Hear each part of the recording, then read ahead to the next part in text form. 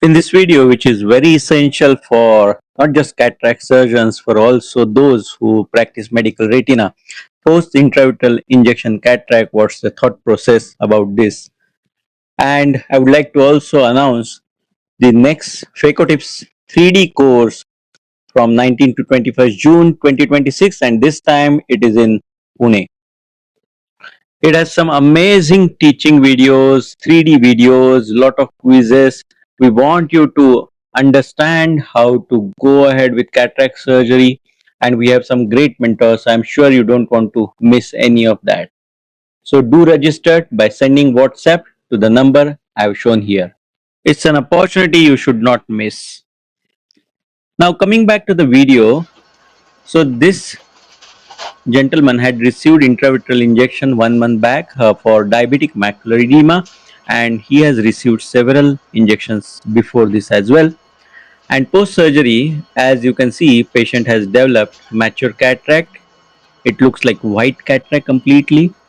And when you see this kind of cataract post intravitreal injection, you always suspect that during the intravitreal injection the posterior capsule might have been ruptured, and that's the reason why the fluid or the injection, the fluid itself has entered the lens, and that's why it has rapidly matured the lens material.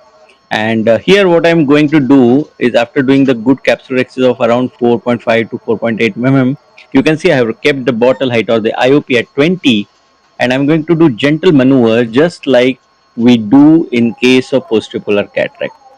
Here, the physiological IOP phacoemulsification is extremely useful as it doesn't allow the anterior chamber to deepen.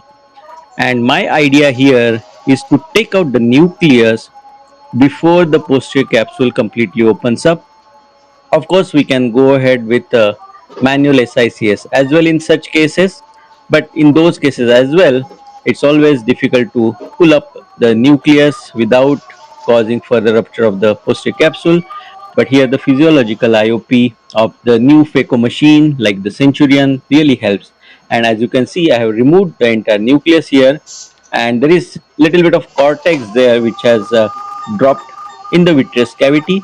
And now I'm going ahead with the vitrectomy. This is 4 times faster in the video, but actually it is quite slow.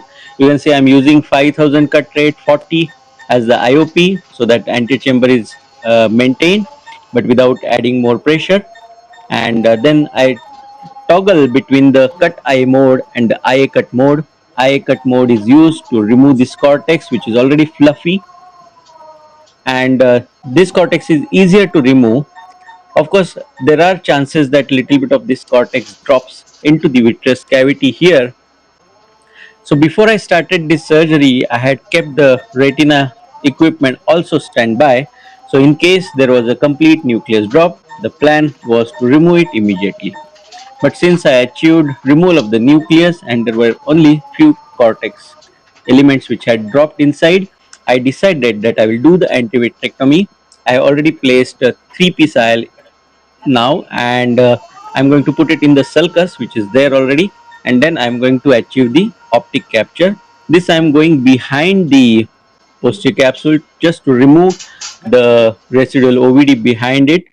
And this is the OCT post-op. As you can see, there is a chronic macular edema which is there. I also gave some intravitreal injection during vitrectomy, and if you see the Optos photo, you can see a little bit of cortical matter there in the inferior part, but most of it got absorbed over a period of 1 month with just topical medication. And this is the most important part. Why did this happen? So we had luckily the video of the last injection the patient had received, and this is an experienced medical retina consultant who is giving the injection, but somehow it was a left eye, and as she was giving it with her right hand, in between she somehow kind of slipped it on the left hand, and during that the direction of the injection needle changed. So you have to be very mindful while giving intravitreal injection. Do you want to watch more such videos? I am sure you don't want to miss this particular event. Do register now. Thank you.